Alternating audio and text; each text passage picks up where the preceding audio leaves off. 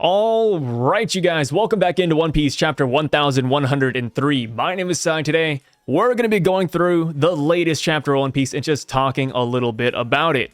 So with that being said, let's get to it. So the first thing we have this week is not a cover page. Instead, we have a color spread celebrating the Year of the Dragon. So with that, we have all of the Straw Hats here plastered in dragon attire.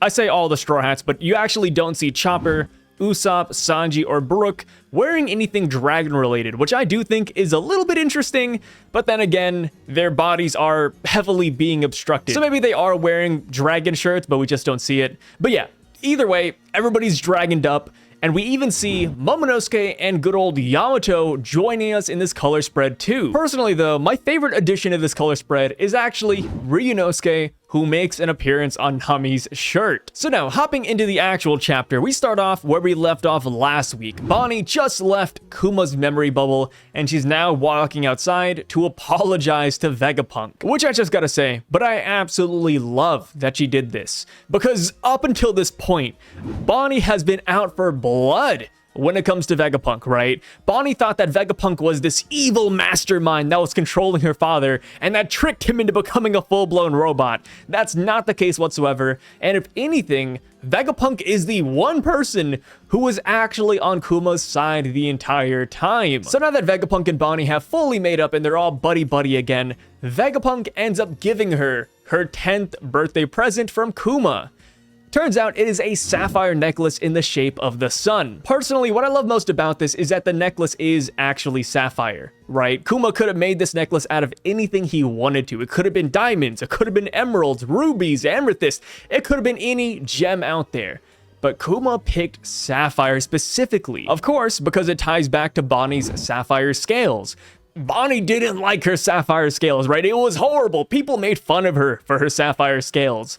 But Kuma is the one who turned that frown upside down and said that those scales are actually jewels. So yeah, I think it just perfectly ties back into how Kuma is always giving her this positive affirmation no matter what. As far as the necklace looking like the sun though, I don't exactly see that. I more or less see a sunflower, which I do think is a little bit interesting, right? Because Luffy's favorite flower is the sunflower. And of course, Luffy is the sun god, so it all kind of just ties in perfectly together. But yeah, it reminds me of Dressrosa Luffy's shirt.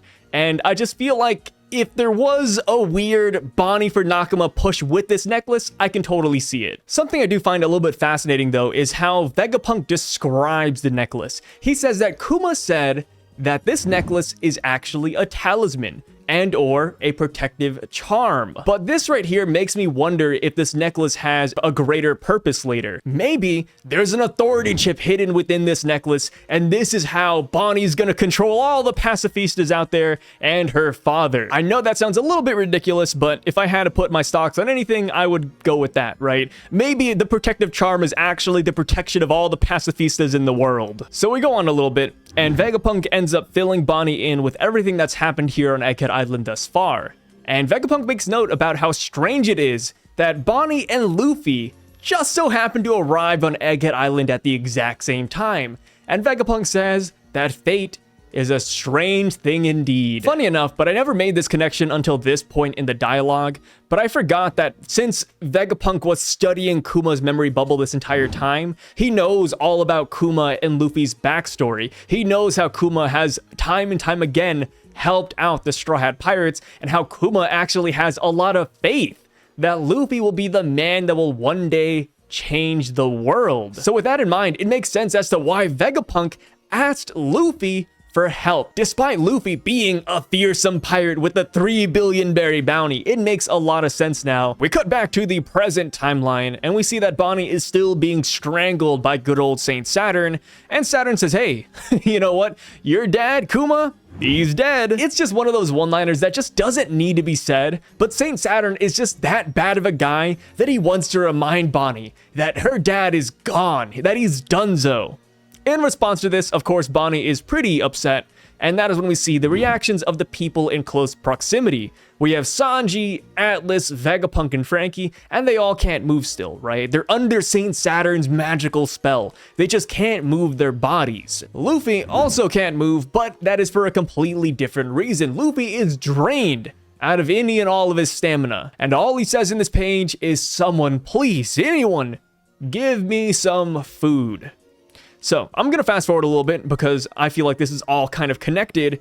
But if you go down a couple of pages, you will see that someone indeed has given Luffy food. Luffy is chowing down in the background, confirming that Luffy can move in the presence of Saint Saturn, and that there's a mysterious Santa Claus out there that just so happened to drop a bunch of food off for Luffy.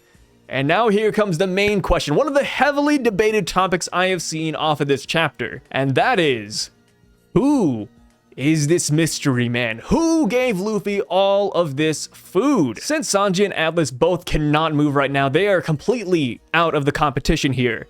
The main candidates that I have seen, and the ones that I love the most, of course, are Caribou, because we know what he did back in Wano, right? In Wano, Luffy was hungry, and what did Caribou do? He ripped open his stomach and gave him a bunch of food. So Caribou doing this would make a lot of sense. It has precedence, but I think the sleeper hit is actually Kizaru. That is where I'm putting my money at right now. So if you're a regular on this channel, then you know that I'm all about Admiral Kizaru helping out the Straw Hats here on Egghead Island. You know, it is latent in the stars with how much Kizaru does not want his friends to die.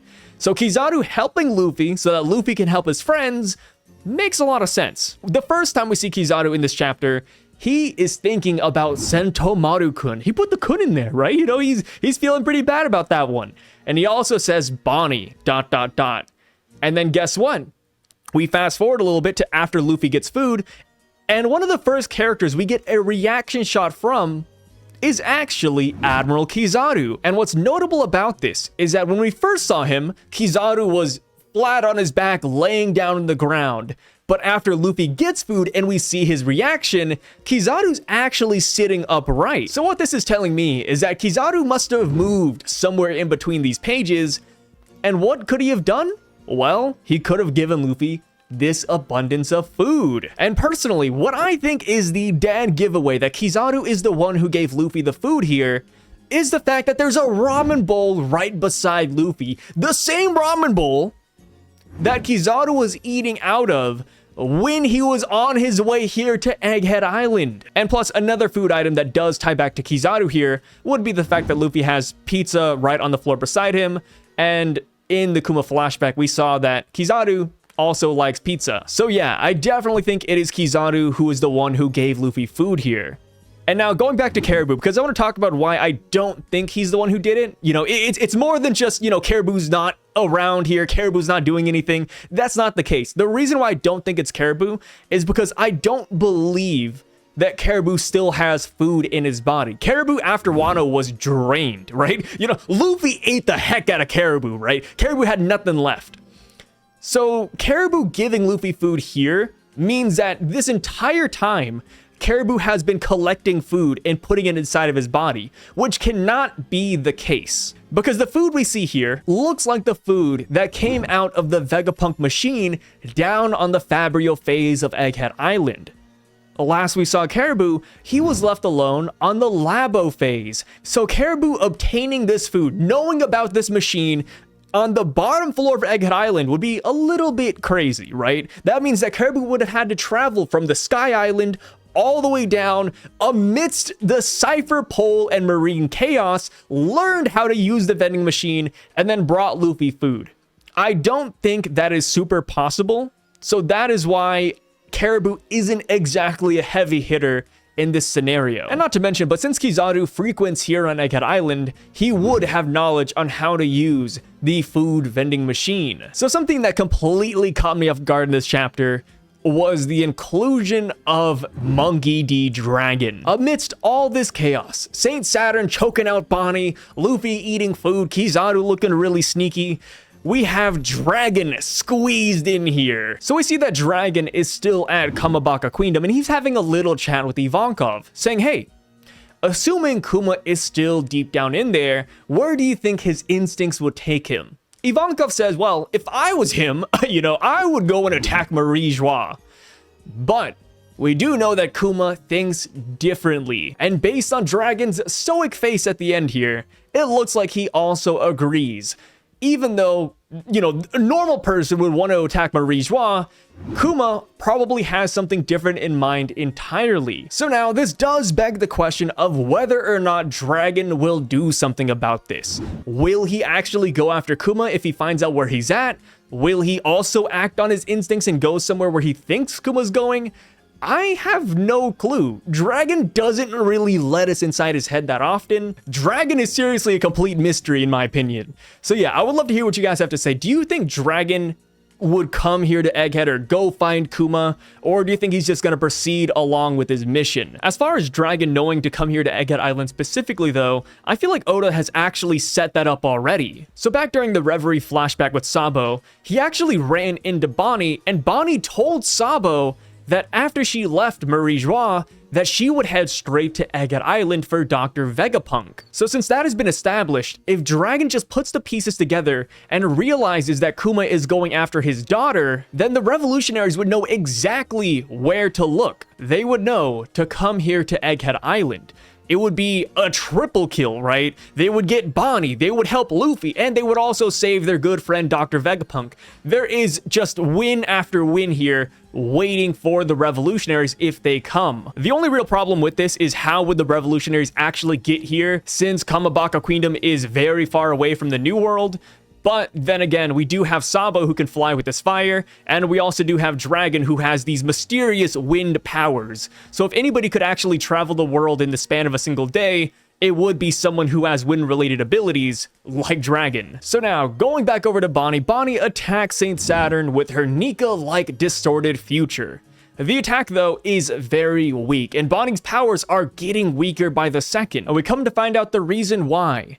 It's because Bonnie is losing faith in Sun God Nika. Bonnie hasn't put the pieces together and noticed that Luffy is actually Nika. That white form that Luffy has is the mythical sun god she has been believing in this entire time. And because of Bonnie not knowing this, she isn't able to tap into the full power potential that her Devil Fruit can give her. So Saint Saturn talks a little bit about Bonnie's ability here.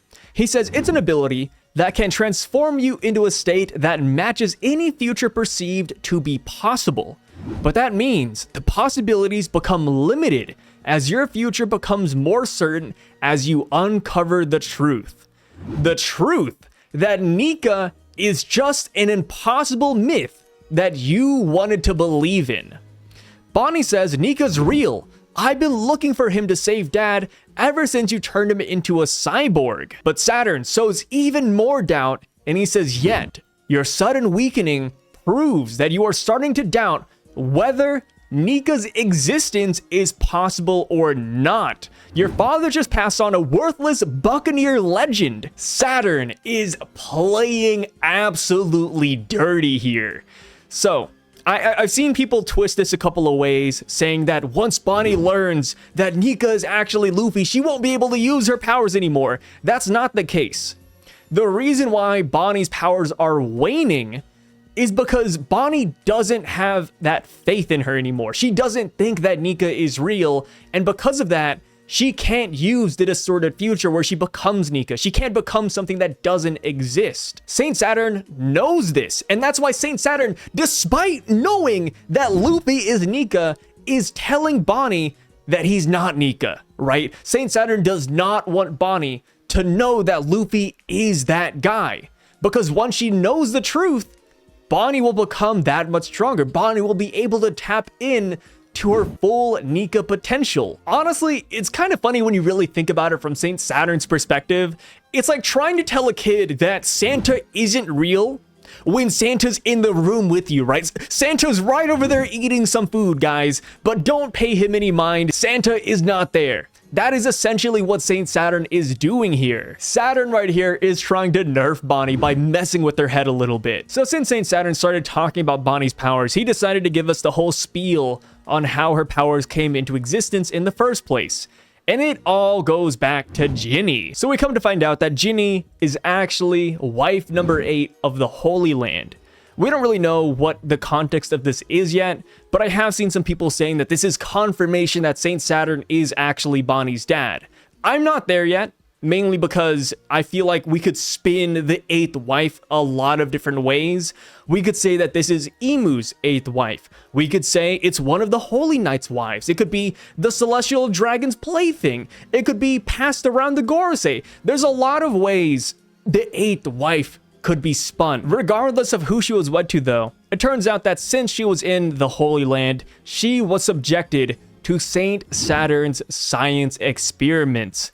And Saint Saturn was trying to find a way to give people devil fruit powers without having them eat the actual devil fruit. And I find this fascinating for a lot of different reasons. First up, his Warrior God of Scientific Defense title is no longer just for show, right? It actually makes sense now. Saint Saturn is conducting science experiments. Woohoo! This is great news. I want to see what the other Gorosei members do as hobbies. What does the Finance God do? What does the Justice God do? The Agriculture God do? Like, I want to see what all the other Gorosei members are cooking on the side now if Saint Saturn can actually give people abilities like the Toshi Toshi no Mi. Another reason I like this plot point is because it ties in so well with the Celestial Dragon mindset, right? The Celestial Dragon and the people of the Holy Land see themselves as gods.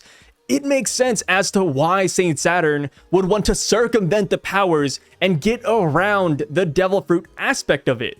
Why would a god want to eat a devil fruit? It doesn't make any sense. So of course, Saint Saturn would want to find a workaround. So now that we know that Saint Saturn was playing around in this area, I would not be shocked if all of the Holy Knights, if all of the Gorosei have devil fruit powers given to them by Saint Saturn's serum. And before you say it, I do know that Ginny and Bonnie are considered failures because they developed sapphire scales, right? They were becoming the thing from the Fantastic Four.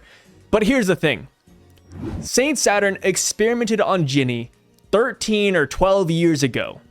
That's a long time from then and now. I would not be shocked if Saint Saturn perfected the serum and now he can give people powers without the sapphire scale side effect. So yeah, I would not be surprised if by the time we hit Marie Joie, we're gonna be fighting a lot of juiced up monsters. Also, but now that we know that Saint Saturn is indeed a scientist that is, experimenting and playing around with devil fruits, a dream matchup I have in my mind is Saint Saturn versus the Mads team, right? Throw Judge in, Caesar, Vegapunk Queen, throw all of them against Saint Saturn, and let's see who comes out on top. And of course, we can throw in Chopper and Frankie since they're also considered scientists as well. Oh yeah, one detail that I kind of forgot to mention, but it turns out that Bonnie can't age Saint Saturn up or down. She says that her devil fruit powers won't work against him. And I wonder if that's because Saint Saturn is the one who gave Bonnie her powers in the first place, so maybe it's one of those situations where your powers can't affect the person who gave it to you, or maybe Saint Saturn's hockey is just that damn crazy. Or maybe Saint Saturn is just so old that he doesn't age, right? That could also be a possibility. It's either he's this guy right now, this old man you're seeing in front of you, or he's a pile of dust. I think the most logical conclusion, though, is that Saint Saturn has crazy amounts of hockey, right? When Saint Saturn first appeared here on Egghead Island, we had black lightning out the wazoo. So yeah, Saint Saturn just having overwhelming hockey to where Bonnie can't do anything makes the most sense in my opinion. So now, going on to the last part of the chapter, we have Kuma's arrival here on Egghead Island. It is an arrival that we all saw coming, right? The entire fan base of One Piece came together, we sang Kumbaya, and we said, yo, Kuma's on his way to Egghead, right? He has to. We saw his flashback, his daughter's in trouble, where else would he go? He has to come here, and boom, what do you know? Kuma has just arrived. The only person who didn't see it coming was Saint Saturn himself. We see the Marine fodder agents report to Saint Saturn that Kuma has just landed, and Saint Saturn's like, what a fiasco, right? Kuma here? No, you're tripping. There's no way he's here. Even Vegapunk is shocked too. And Vegapunk being shocked is a little bit interesting because this means that Vegapunk did not program Kuma to come back. Vegapunk didn't send out an order to Kuma to come here and save the day. No, Vegapunk is witnessing a scientific mystery as well. So Kuma ends up blasting his way through Egghead Island. He's taking a lot of bullets, a lot of stab wounds, but he just keeps running straight to his daughter, which I think is hilarious because if you look at these pages here, Kuma is ignoring all of the Marines here, right? You got people shooting Kuma. Kuma just falls down and gets back up. He keeps on running. He doesn't bother with taking them down. That is, until he gets to Vice Admiral Bluegrass and the Vice Admiral with the seashell weapon that both tried to attack Bonnie. Kuma made sure to take those dudes down, which is why I think I know how Kuma knew to come here to Egghead Island at this exact point in time. So, going back to the chapter where Kuma first left Kamabaka Queendom, right when he blasted away from Dragon and Ivankov, that takes place right after Rob Lucci says something very specific. So CP0 arrives here on Egghead Island in chapter 1067, and one of the first lines that my good guy Rob Lucci says is about Jewelry Bonnie. A random Cyberpol agent says that reports indicate that Jewelry Bonnie was spotted making her move here too. And what Lucci says, he says that she's served her purpose. Let's exterminate her on sight. And if you look in the background of the panel where Lucci says this, the Kuma Seraphim is witnessing this entire dialogue exchange. And just one page after Rob Lucci says this, that is when Kuma leaves to go to Egghead Island. I think somehow Kuma is tapped in to the eyesight, to the peripherals of all of the pacifistas in the world. Because this would also explain why Kuma decided to attack Vice Admiral Bluegrass and the Seashell Chin Vice Admiral. It's because he was witnessing things through their eyes, and he knew that those were the two Vice Admirals that tried to attack his daughter. Anything a pacifista can see, Kuma can see it as well. And of course, that is what triggered his fatherly instincts to kick in. Right when he heard that Rob Lucci was gonna kill Bonnie, he said, yo, we gotta go. Like, forget the authority chip, forget whatever's going on with my mission, I have to go save Bonnie. And that's what's happening here. His instincts are kicking in so hard that the authority chip is no longer working on him. Saint Saturn can't control him anymore. The bomb that Saint Saturn implemented into Kuma, the self-destruct button, no longer works because Kuma is sentient to an extent, right? It's hard to call him sentient because he can't talk yet. He's not really saying or reacting like a real person. He's still just a robot. But deep down, his will still exists. And that's shown in the final page of this chapter, where after Kuma saves Bonnie from Saturn, he turns around and with the force, he whips out a hockey-laden fist and aims it at Saint Saturn. Hockey is willpower in One Piece, right? That's one of the first things we learned. Hockey is all about your willpower. The pacifista version of Kuma having hockey means something. And also, this gives me hope that the Seraphims will eventually get hockey too. But yes, Kuma having hockey in the last panel is crazy. Saturn looks pretty dang scared to take this hit.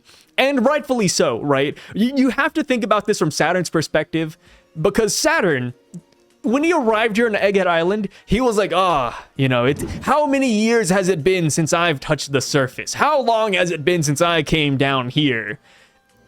And then in the same day, the same day he got to go outside, this man's getting beaten up. And I am here for it. I want to see how much damage this does to Saint Saturn. How long has it been since this man has taken a hit, right? Maybe he's a glass cannon like sweet Commander Cracker. Cracker could not take a hit whatsoever. Maybe Saint Saturn's the same way. You know, he's an old man. Maybe you hit him and all of his bones break. You never know. But regardless though, I don't think Kuma will beat Saint Saturn. I think Kuma will put up a really good effort, but I personally just feel like it'll take a lot more to take down a Gorosei member. Thankfully for Kuma though, he has a lot of allies here that he can rely on, right? We got the Straw Hat crew, we got his daughter here, we have Sentomaru, Vegapunk, we have Admiral Kizaru, which I'm excited to see how Kizaru is gonna react, right? In this chapter, Kizaru was worried for Sentomaru-kun and Bonnie. Now when he sees Kuma's corpse walking around trying to protect the same people, it's like, yo, Kizaru, he's gotta act. Kizaru just can't sit on the sidelines and give people food. He can't be Uber Eats. We have to stop him. He has to do something here. So yeah, I think a lot's going to go down. Next chapter is going to be an absolute banger. And honestly, what a hell of a way to start the year 2024. So now we're gonna do something we haven't done in a while, and I apologize for that, right? It's been busy. YouTube's been a pain in the butt, but we're finally gonna hop into it. We're gonna look at the comments from the last couple of videos and just talk a little bit about them. So the first one says, I think the craziest option is that Luffy contoured the food himself like the goggles. But given it looks like he's an old man now, I doubt he would have the power to do that. It would be pretty funny though if Luffy could make his own food going forward though. I like this idea a lot that Luffy could create his own food, and I think Luffy can totally do this. But one, I don't think the food would taste good. I just feel like food made out of his own body would taste kind of strange. And two, like this commenter said, I don't think Luffy has the energy to do it because Luffy is barely in Gear 5th right now, right? When Luffy brought out the goggles, he was full power, he was laughing, he had his hair like a flame. Right now, he's like a shriveled up raisin. And yeah, going back to the first portion about how the food might not taste good, I feel like that's something Oda would put in there so that Sanji wouldn't feel less valuable, right? Like, we can't make Luffy's food out of his own body taste delicious because Sanji would be out of a job. So on to the next comment. It is from Block, and they say maybe Lafitte is sneaking him food. LMAO, I don't know. I'm just trying to see where Blackbeard comes into this. And the reason I picked this comment isn't because I like the Lafitte idea. You know, nix that one. I don't like the Lafitte idea whatsoever. But it's because of the obligatory Blackbeard talk, right? Every week in One Piece, we gotta bring back up Blackbeard, or else people are gonna think we forgot. That's just how it is.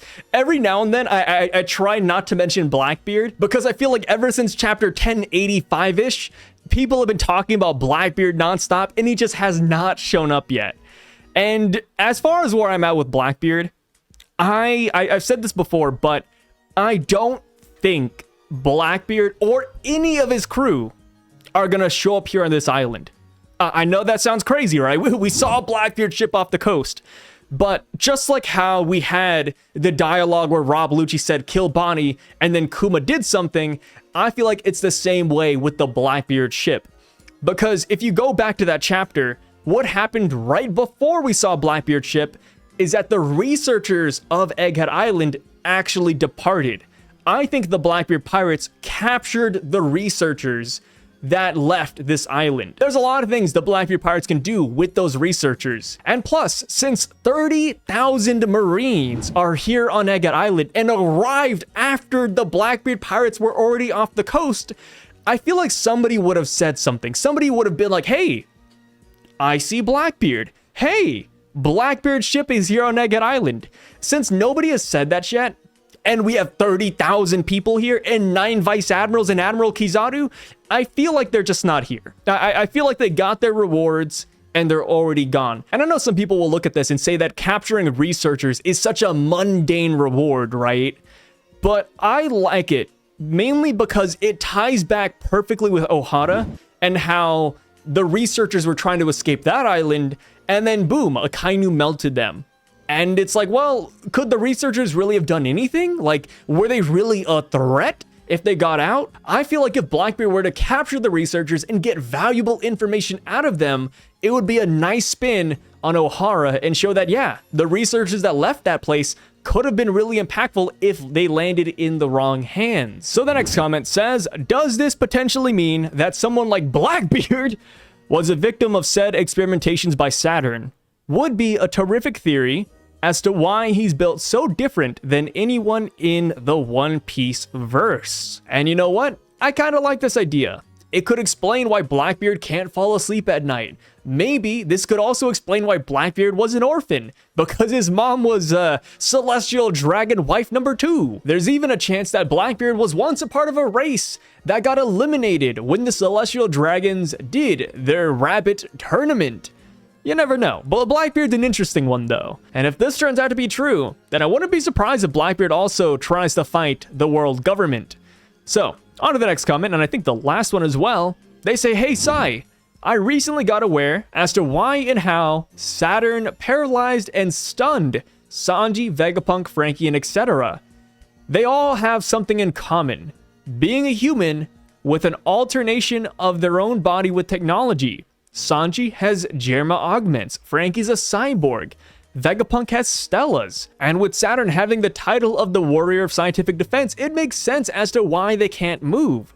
Also, him saying that he has control over Bonnie means he changed something about Bonnie's devil fruit. So I really like this because I didn't really put together that this group that we have here on the Fabrio phase do have mechanical augments done to them, right? Vegapunk has an apple for a head, Atlas is a robot that just got their body parts replaced, and it's like, yeah, I guess this does make sense, right? None of the Marines nearby are stunned. Luffy isn't stunned. Kizaru isn't stunned. It's just these 4 characters. I mean, hey, Bonnie can move. Bonnie actually tried to attack Saturn multiple times. So I do have a lot of stock in this theory. I think it makes a lot of sense, but the one cog that kind of ruins this would be Kuma. Kuma is a full-blown robot. Yes, he has his own consciousness, but that would put him on the same level as Sanji, Frankie, and the rest of them. But Kuma, in the last page of this chapter, is moving and trying to attack Saint Saturn, and Saturn hasn't stunned him yet. Maybe he does it next chapter, and we just haven't seen it yet. But I do like this theory a lot, because it just makes sense. I never once thought about the group we had here on the Fabrio phase, right? I just saw them and I was like, oh, it's Sanji, it's Frankie, it's Vegapunk. But when you really boil it down, they all have some sort of augmentation done to them. A question that does arise if this is the case though, is how is Saint Saturn stunning them? Does Saint Saturn have like a little remote control that turns on and off the stunning capabilities on mechanical objects? Is this a part of his devil fruit? We have no real clue. I've seen some people saying that how Saint Saturn is stunning them is based off of his Conqueror's Haki, but I don't think that's the case, because unlike how Shanks stunned Green Bull back in Wano, we actually don't see Conqueror's Haki holding these characters down. So that is why I don't think this is Conqueror's Haki. But yeah, that's just my personal opinion on that. But yeah, with that being said, hey, thank you guys so much for stopping by and checking out this video and chapter with me. I really freaking appreciate it. Please consider liking, commenting, and subbing down below. It would mean a lot. And hey, thank you to the channel members and Patreon members here on the side. You guys are the freaking best. And I'll catch you guys in 3 weeks when the next One Piece chapter releases. I'll probably do a couple of collabs here or there, maybe make a theory video on the side. But yeah, until then, I hope you guys have a great new year. And hopefully your 2024 year starts off with a bang. And I wish you nothing but good fortune. Have a great day. My name is Sai, and I'm signing out. Peace.